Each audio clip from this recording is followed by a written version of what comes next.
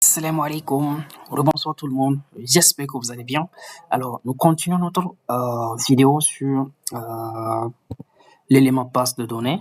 Alors, cette fois-ci, nous allons aborder en fait les cardinalités et les étapes de construction d'un modèle conceptuel de données. Alors, sans plus tarder, nous allons commencer par les cardinalités.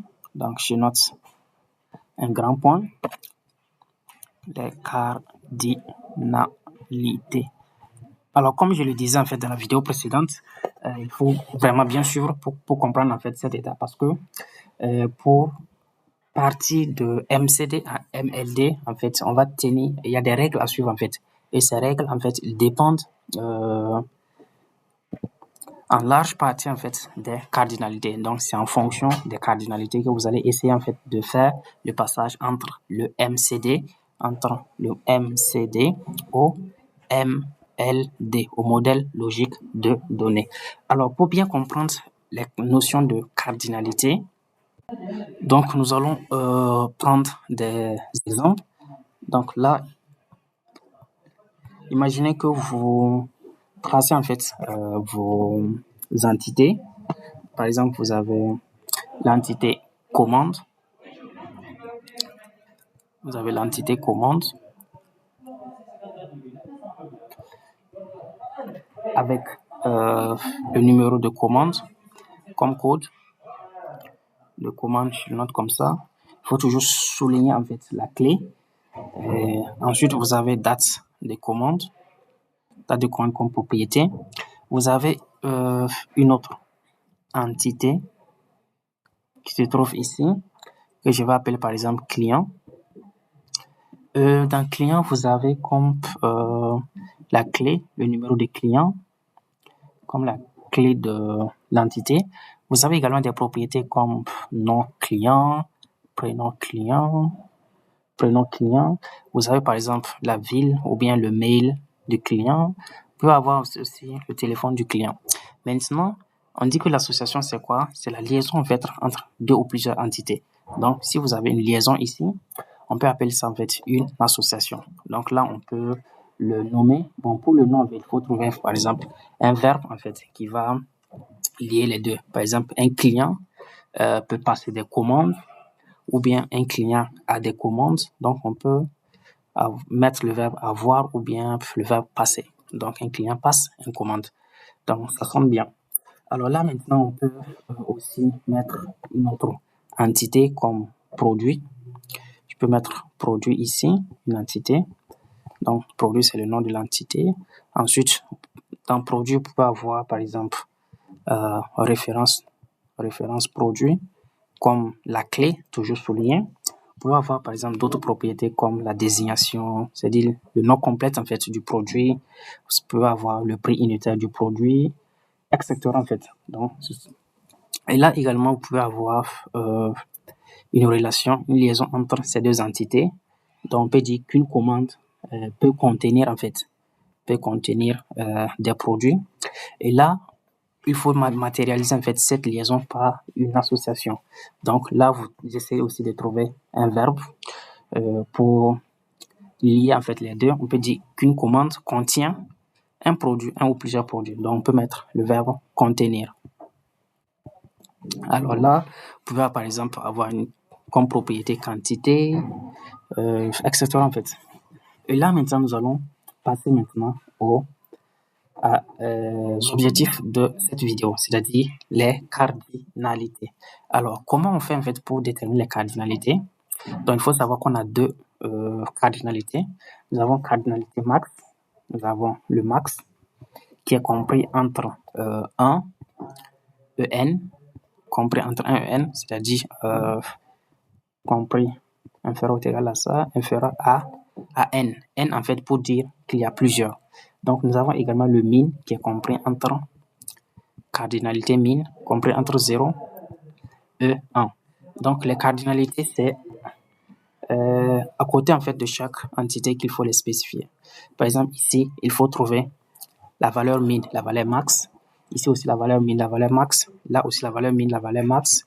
Là également, la valeur min, la valeur max. Donc, prenons par exemple ce premier cas. Donc, quelle est la méthode à adopter? On fixe, par exemple, pour trouver les cartes d'identité min et max à ce niveau, on fixe une occurrence, c'est-à-dire on fixe une commande, c'est-à-dire une valeur, le numéro d'une commande, et on essaie de voir le nombre de clients possible en fait, le minimum qu'on peut avoir et le maximum qu'on peut avoir. Par exemple, on va fixer une commande par exemple numéro 01. Donc, commande numéro 01, nous avons par exemple ici, dans la base de données, l'ensemble des clients.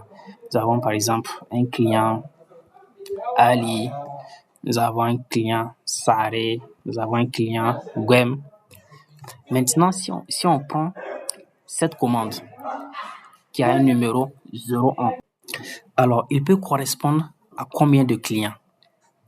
Donc, minimum, il peut correspondre à combien de clients? Il peut correspondre minimum à un client parce qu'on ne peut pas avoir en fait une commande qui n'a pas un client en fait. Donc, une commande correspond à un client. Donc, la valeur min, la densité min, c'est 1. Donc, la valeur maximale, est-ce qu'on peut avoir une même commande qui appartient en fait à plusieurs personnes? C'est-à-dire, la commande 01 appartient à Ali et appartient à Saré, appartient à Gwem, appartient à plusieurs personnes. Non, c'est impossible. Donc, tant que une commande ne peut pas appartenir à plusieurs personnes, c'est-à-dire la cardinalité maximum, c'est 1 aussi. Donc, ici, nous avons le min, c'est 1. Donc, le maximum aussi, c'est 1. On passe également pour le client. Pour le client aussi, on fait la même chose. C'est-à-dire, il faut fixer une occurrence, c'est-à-dire un client, et essayer de voir combien de commandes il peut correspondre. Par exemple, on peut par exemple prendre le client Ali. Ali maintenant. Et là, maintenant, on fait une liste de commandes, c'est-à-dire de numéros de commandes. On va fixer. Par exemple, commande 01, commande 02, commande numéro 03, commande numéro 04. Donc, Ali. Donc, il peut passer combien de commandes? Donc, minimum, c'est combien? Alors, ici, on peut mettre minimum 1 ou bien 0. Par exemple, Ali, il peut passer une commande minimum. Il peut également passer la commande numéro 03. Il peut passer, par exemple, la commande numéro 07. Par exemple, aujourd'hui, il passe la commande 01. À 15 heures, il passe la commande 03. Dans 5-10 jours, il passe encore une autre commande dont le numéro c'est 07. Donc, une commande, en fait, Ali peut passer un ou plusieurs, en fait, plusieurs commandes. Donc, c'est là, en fait, la cardinalité 1N. Alors, on passe maintenant pour la cardinalité entre commande et produit. Donc, toujours, il faut faire la même chose. Il faut fixer une commande et voir le nombre de produits, en fait, qu'il peut contenir. Par exemple, si je prends la commande 01, nous avons un ensemble de produits. Par exemple, des stylos de marque Bic. Nous avons quoi encore? Nous avons des cahiers, nous avons sacs, etc. En fait, un ensemble de produits. Alors, cette commande, il peut contenir minimum combien, en fait, combien de produits. Donc, minimum combien? C'est 1. Donc, on ne peut pas avoir, en fait, une commande sans produit, en fait. Donc, minimum, il peut contenir 1. Donc là, on met 1, virgule. Et le maximum, il peut contenir combien? Il peut contenir aussi sac. Je peux commander Bic et sac, Bic et cahier. Donc, il peut correspondre au maximum à plusieurs, en fait, à plusieurs produits. Donc là, on met N. Donc lorsque c'est plusieurs, on met N. Maintenant, on vient ici. On fixe pour avoir les cardinalités ici. Il faut fixer un produit. Essaye de voir est-ce qu'il peut apparaître dans combien de commandes. Donc, on fixe un produit, par exemple, sac ou la Bic. Donc, on prend maintenant certain nombre de commandes, commande 01, 02, 03, 04, etc. Donc, le sac, il peut apparaître minimum à combien en fait de commandes. Donc, il peut apparaître combien de fois? Donc, minimum, c'est 0. Parce qu'on peut avoir, en fait, un produit qui n'est pas encore commandé, en fait. Donc, qui n'est pas encore commandé. Donc, il ne peut pas, en fait, apparaître dans les commandes. Donc, minimum, c'est 0. Maximum, c'est combien?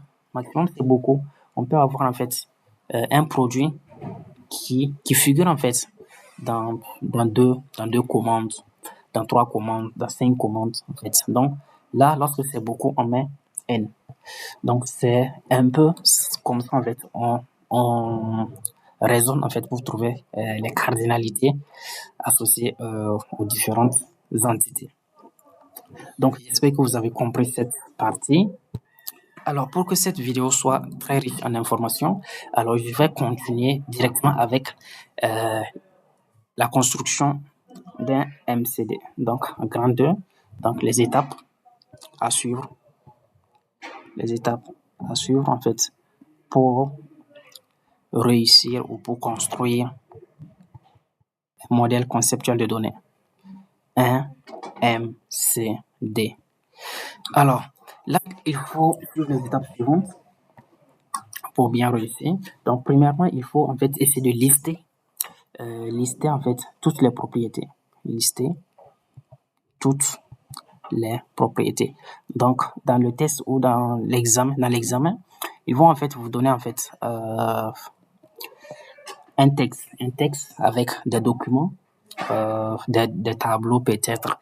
Et là maintenant, vous allez lire le test et vous allez essayer de faire ressortir en fait toutes les propriétés. Donc, les propriétés peuvent être visibles et puis ça peut être aussi caché. Donc, c'est à vous de faire très attention à ce niveau.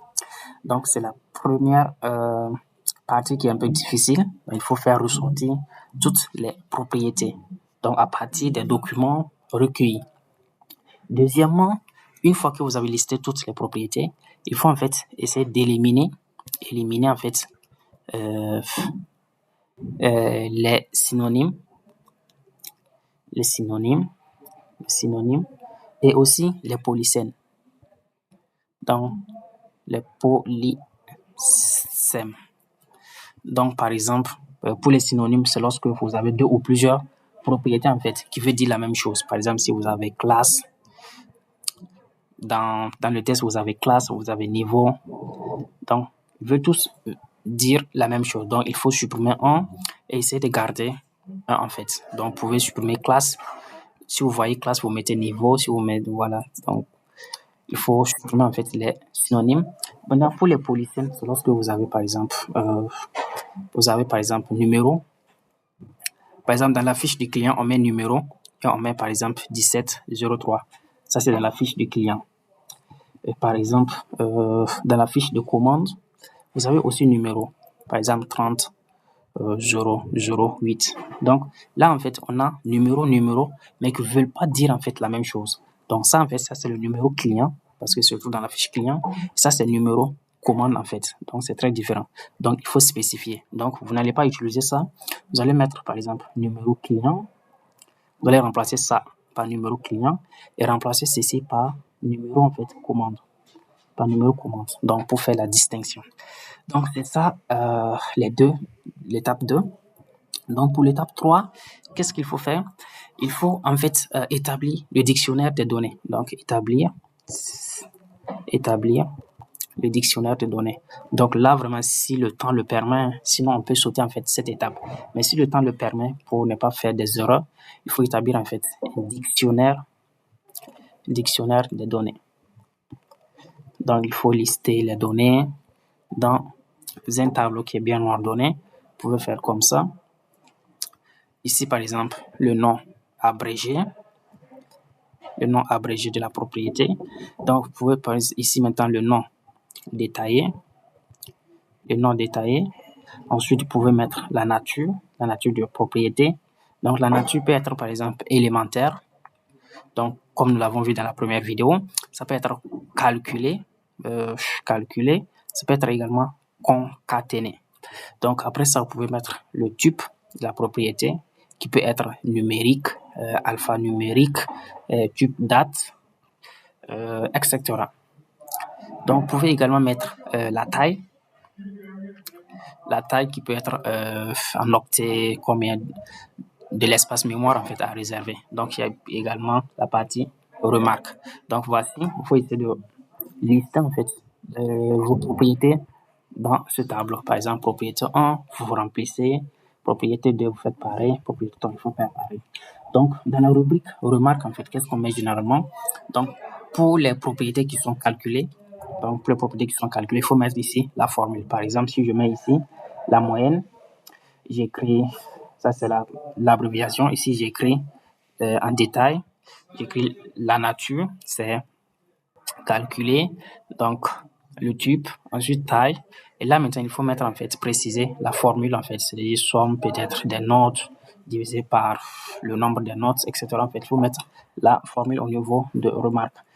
Donc, ici aussi, c'est une propriété en fait qui est concaténée. Par exemple, adresse comme nous l'avons vu, qui est composée par exemple de, je mets 12, avenue,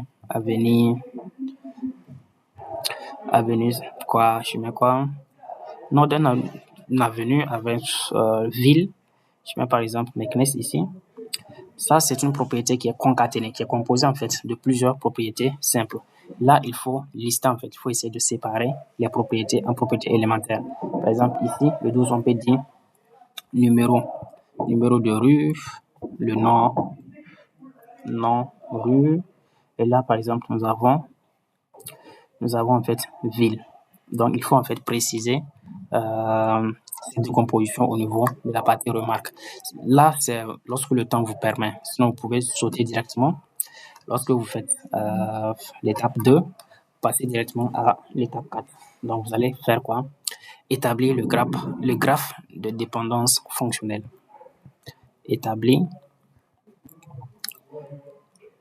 le graphe de dépendance fonctionnelle. Donc, comme je le disais dans la première vidéo, donc les dépendances fonctionnelles en fait reviennent ici. Donc, comme je l'ai dit, c'est très important de connaître les dépendances fonctionnelles pour pouvoir faire le MCD. Donc, c'est là que ça revient. Donc, il faut essayer d'établir en fait les dépendances fonctionnelles. Donc, c'est quelle propriété qui entraîne en fait d'autres propriétés, dépendance fonctionnelle élémentaire directe. Donc, après le graphe de dépendance fonctionnelle, vous pouvez maintenant faire ce qu'on appelle le MCD, le modèle logique de données. Donc, j'espère que vous avez compris en fait les étapes à suivre pour pouvoir réussir en fait son modèle conceptuel de données. Alors, bon, là maintenant, je vais m'arrêter ici pour cette vidéo. Alors, dans la vidéo qui suit, je vais essayer de traiter avec vous en fait des exemples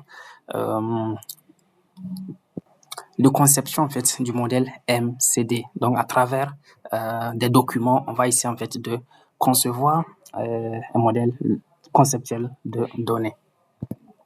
Alors, comme toujours, si vous avez des questions, n'hésitez pas à les poser en commentaire. Ça sera avec plaisir que je vais répondre. Merci et à très bientôt. Assalamu alaikum wa rahmatullah.